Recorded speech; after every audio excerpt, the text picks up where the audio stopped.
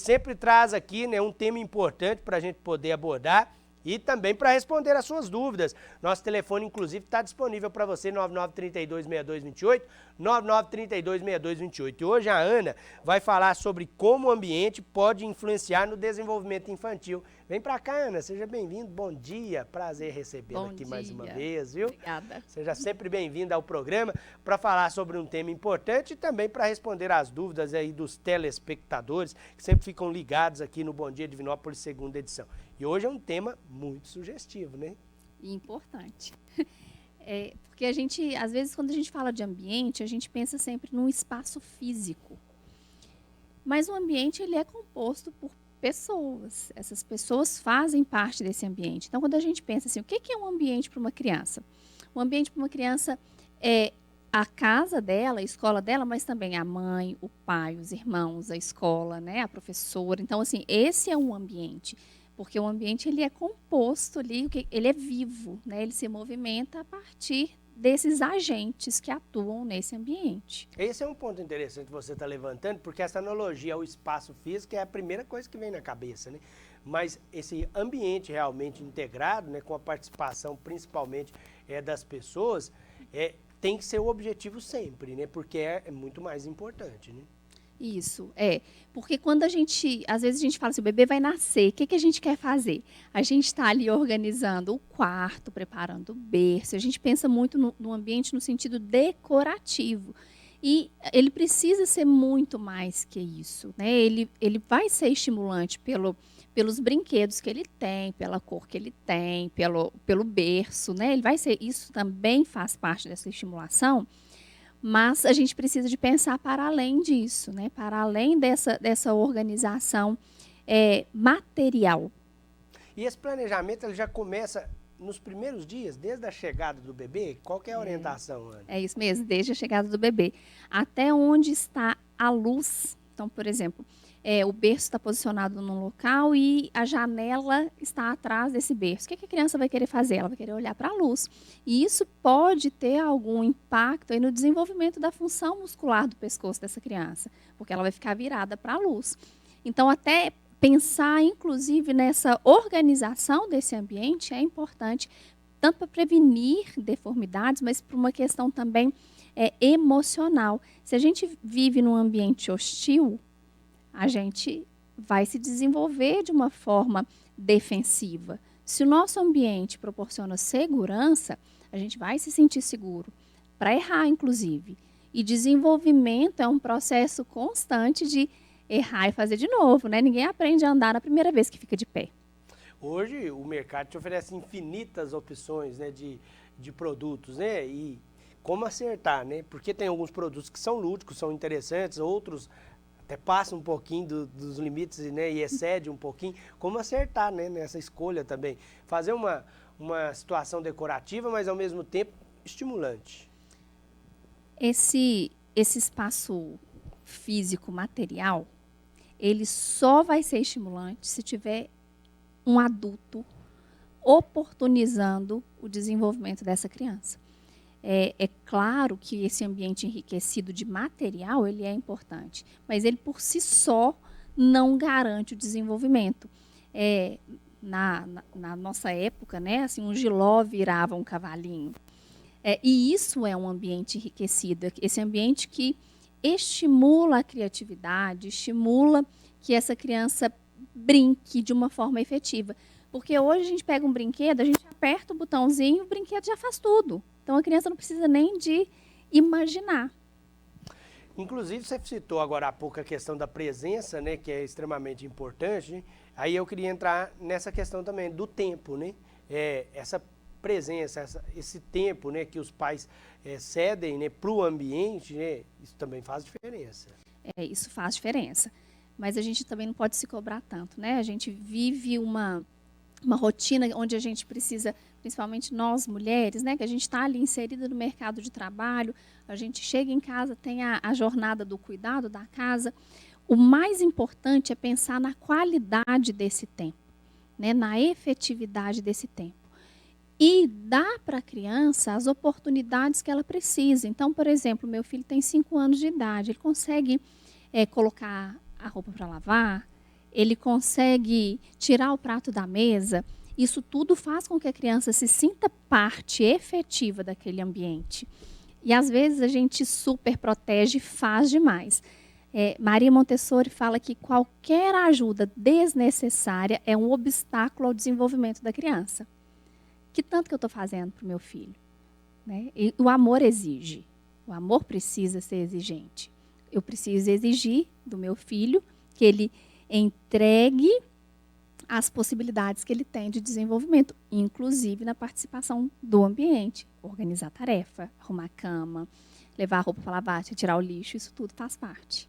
Nós estamos falando aqui de forma geral do ambiente, residência, né? Mas quando fala em ambiente, aí tem que ir um pouquinho mais amplo também, né? Tem o ambiente institucional, que é a escola, né? O ambiente social, né? Que é o convívio aí, principalmente com outras crianças. Tem que pensar assim de forma ampla também, né? Sim, a gente precisa de pensar de forma ampla.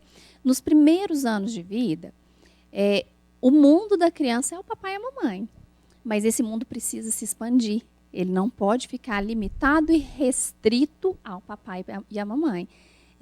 Essa inserção social, ela é fundamental para o desenvolvimento integral da criança. Então, aprender a lidar com a frustração, com o fracasso. O que eu faço quando eu perco? Eu vou chorar, eu vou brigar, eu vou tentar de novo. Então, como que essa criança vai lidar com essas situações que vão, inclusive, fortalecê-la emocionalmente? Quem faz isso é o ambiente.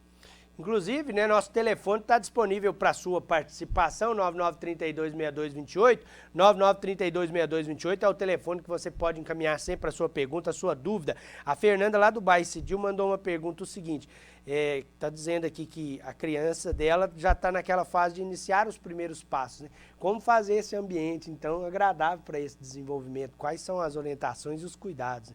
É uma fase complicada. Né? Inclusive de cuidado físico, né? Dessa necessidade desse olhar para a integridade física da criança. Mas é importante a gente pensar que, para andar, é importante um aparato motor, que ela esteja motoramente pronta. Mas é importante a gente pensar também que existe alguém que chama, né? E essa autorização, será que eu estou permitindo que o meu filho fique no chão para ele poder aprender a andar, vencer esses desafios motores que ele tem? Será que quando eu falo assim para a criança, vem na mamãe, vem no papai, eu te seguro, o que eu estou dizendo para ela?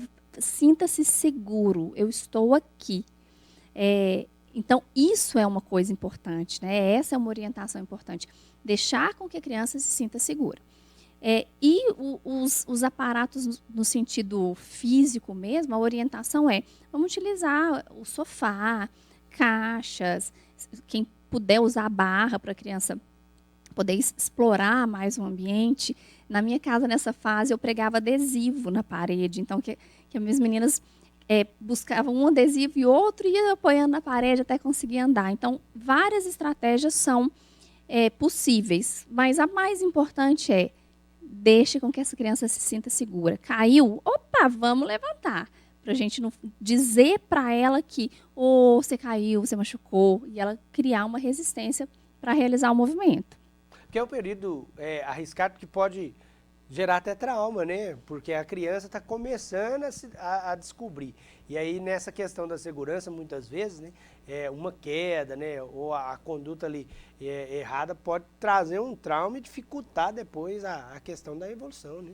E, na verdade, assim, quando a gente vai pensar nisso até ampliando, para tudo. Está fazendo a lição de casa, às vezes a gente fala, você é mole, você é devagar, você não dá conta de nada, anda depressa, menino. Né? São coisas que a gente fala.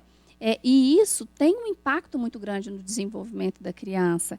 Quando uma mãe ou um pai usa esse tipo de referência, né, para a criança, por exemplo, você é lerdo, você é mole. Quem é a pessoa que essa criança mais confia? O pai e a mãe. Ela vai acreditar que ela é aquilo. Né? E isso é muito importante. Isso faz parte da segurança emocional que o ambiente precisa trazer para a criança. Eu tenho até a mensagem aqui do Ricardo, né? Ele está falando que o filho está com 2 anos e meio, aí ele está começando já as primeiras falas, né? Aí ele quer saber o seguinte, aquela fala infantilizada que os pais usam atrapalha ou ajuda? De um modo geral, atrapalha, né? A gente precisa de dizer o nome correto das coisas, né? Não é um papazinho, não é uma aguinha, como é que chama aquilo? Infantilizar a criança é um risco muito grande porque ela se sente insegura. A gente dizer para ela exatamente o que vai acontecer com ela é fundamental. Então, essa fala infantilizada, ela coloca a criança no lugar infantil. E, às vezes, ontem mesmo aconteceu um fato no consultório, que a mãe foi despedir da menina de quase 5 anos, ela fala, tchau, bebê. Eu, cadê bebê? É para mim que você está falando? Eu brinquei com a mãe, né? São atos bem pequenos que dizem para a gente do investimento que essa criança faz. Um bebezinho precisa de cuidado o tempo todo, ser super protegido o tempo todo. E essa criança de 2 anos e meio, ela já é capaz de um monte de coisa. E é uma fase em que ela está entrando na iniciação da educação infantil, né? E a escola, ela vai sempre estimular a autonomia da criança, né? Então, é importante a gente chamar a atenção para isso também, porque tem que ter esse alinhamento, né, Ana? A escola e a família, elas precisam caminhar juntos, senão a criança começa a evoluir na escola, regride em casa, ou o inverso, né? Se não tiver um alinhamento entre os dois ambientes, né, você pode dificultar o desenvolvimento da criança. Um exemplo interessante é a questão do desfraude. Às vezes, a escola começa a ter dificuldade com o desfraude da criança, a criança não está desfraudando, por que é? E aí a gente vai ver a criança não sabe descer a calça sozinha, que é um excesso de zelo, né? Uma superproteção que vai ser um empecilho aí para essa independência, para essa autonomia, para usar o vaso sanitário. Então, eu deixo meu filho se vestir sozinho, eu deixo ele tirar a roupa sozinho, que tanto que eu deixo ele tomar banho sozinho. Então, a criança, não, é muito pequenininho, tem que tomar banho sempre sozinho. Mas ele já senta, vamos tentar passar por uma cadeirinha. Ele sabe o que é pé e o que é mão, a gente pode pedir para ele esfregar o pé e a mão. Então, sempre oferecer essa autonomia é fundamental. Agora eu tenho a participação da Janaína, lá do bairro Jardim Nova, aí o tema é polêmico, né? Ela quer adaptar o ambiente para tirar telas, né? Está preocupado com o excesso de tela. Aí é um tema importante que precisa ser discutido sempre, né, Ana? Sempre. E o impacto da tela no desenvolvimento cerebral da criança é muito grande. Hoje a gente vê... Ontem eu estava num evento, sabe? E eu via a pessoa assim, ela abria e fechava os aplicativos no celular, assim, numa ânsia de não conseguir ficar longe do aparelho, né? O que é isso que a gente está criando? Que dependência que é essa que a gente está criando tecnológica? Isso é algo muito importante e causa, sim, danos. Causa danos sociais, causa danos na aprendizagem, causa danos na qualidade do sono. O que eu vou fazer nesse ambiente? Estar presente, né? Eu sou exemplo para os meus filhos. Eu estou nas telas a todo momento? Porque ele vai me imitar. Eu sou o modelo dele. Então, essa é a primeira mudança no ambiente. Nós estamos juntos e agora a gente está junto mesmo. Então, fica o alerta, gente. Quando o filho começa a falar, pai, mãe, sai do telefone, você está dando um exemplo ruim, né? Porque acontece, a gente vê isso com muita frequência, né? O próprio filho, às vezes, chamando a atenção dos pais, porque quer atenção e o celular está dividindo a atenção, né? E, às vezes, a criança não sabe nomear isso, né? O pai, mãe, desliga o telefone. Às vezes, o que ela vai fazer? Tem um péssimo comportamento. Porque na hora que ela tem um péssimo comportamento, o pai e a mãe larga o telefone para ir fazer o quê? Chamar a atenção dessa criança. E a criança consegue, né, atinge o objetivo que ela quer, que é ser vista de alguma forma. E muitas vezes até os próprios pais incentivam de forma indevida, né? Cada dia mais corrido, aí você dá o celular para a criança, ela fica ali 10 minutos, né? Mas são 10 minutos que pode trazer prejuízos muito graves, né? Habilidades importantes, por exemplo, sentar numa mesa de um restaurante, de um barzinho. Essas crianças não sabem mais fazer isso, né? A gente vê com muita frequência, quando a gente vai nesse tipo de local, os pais sentam e a primeira coisa que fazem é dar o celular para as crianças. E isso vai trazer uma dificuldade de habilidade social, né? Porque se eu não sei esperar a minha comida chegar, eu não sei escolher a minha comida, eu não sei sentar na mesa e conversar, isso vai interferir sim na habilidade social.